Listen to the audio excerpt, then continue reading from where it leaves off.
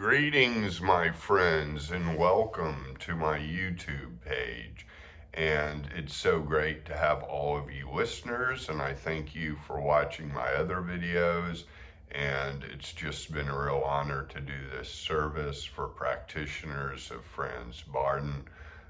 Today I'm going to talk about psychic abilities and my thoughts on psychic abilities and kind of what Bardon says, and kind of also maybe some qualifiers to that is a little bit different from what I've learned from my own experience and experience of clients. So before I get to that, I want to say that I do offer individual coaching sessions where I coach you through the steps, answer all your questions, and allow for a safe space to process everything that this work is happening with you, because it's a lot to process sometimes.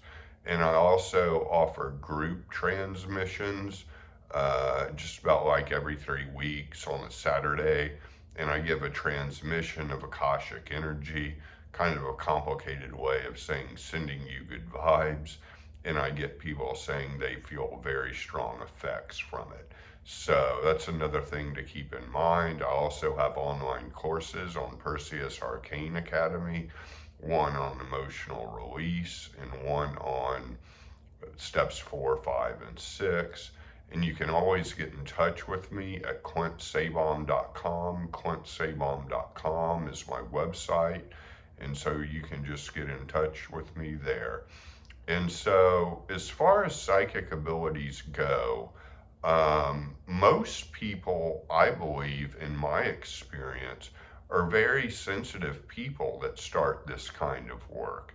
And a lot of times they have psychic abilities and don't really realize it, because the psychic ability they have is clairsentience, and feeling energy in a certain place, feeling energy better in one room than the next, better from other people than the next, really kind of feeling it like waves, and the people that feel it in my transmission sessions.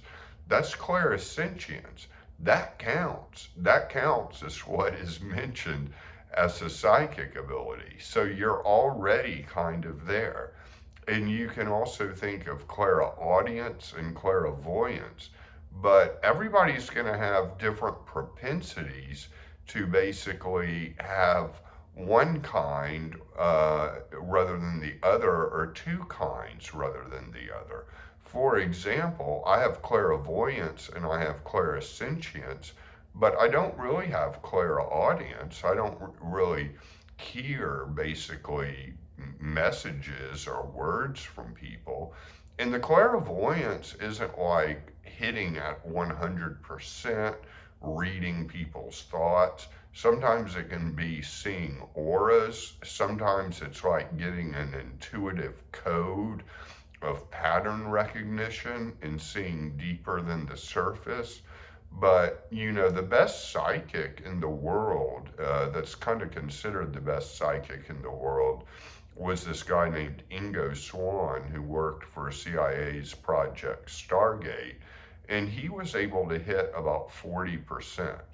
And that's the best tested and methodically, empirically recorded psychic in the past 100 years or so. So it's not like you're 100%. People that aren't into spirituality often think that psychic abilities mean you just know everything all the time, and you know all the time what people are thinking, and you know 100%.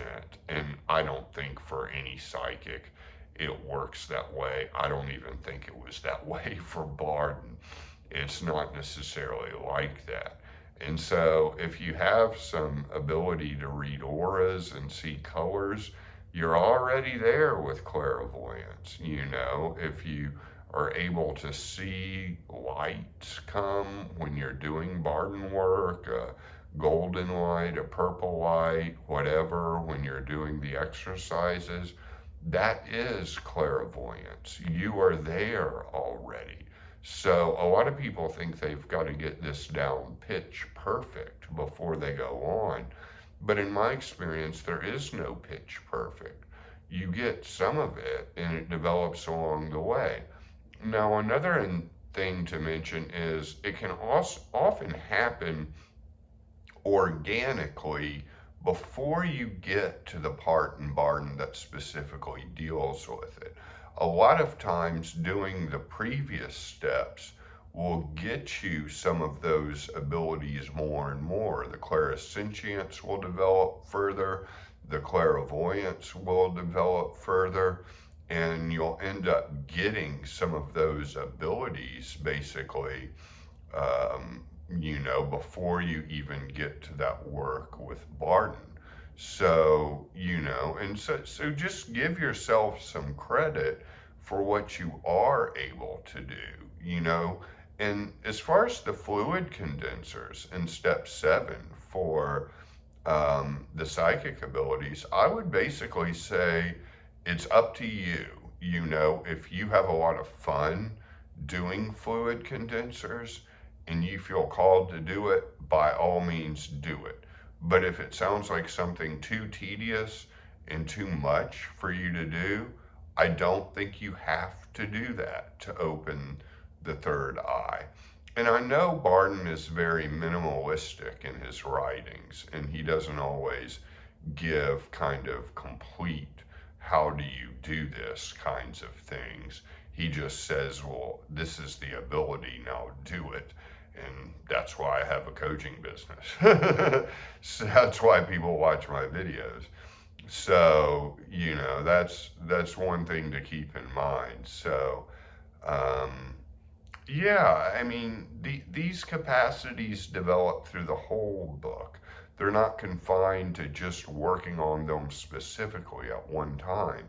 They work with all of the steps. I mean, they get developed with all of the steps. So that's just something to keep in mind, and certainly don't stress about this.